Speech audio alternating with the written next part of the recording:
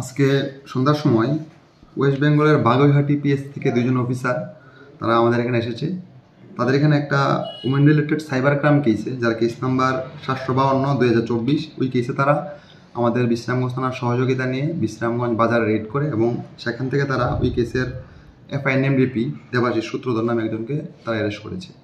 তারা আজকে আমাদের এখানে আসামিকে রাখবে, সেফ কাস্টডির জন্য তারা প্রেয়ার দিয়েছে। আগামীকাল সকালে তার ফ্লাইটে তারা আসামিকে নিয়ে কলকাতায় চলে যাবে। দেবাশিস ছেলেটা কি করে? কম্পিউটারে কাজ করে। বাড়ি কোন জায়গাতে? বাড়ি বিশ্রামগঞ্জ বিবেকানন্দ বললি।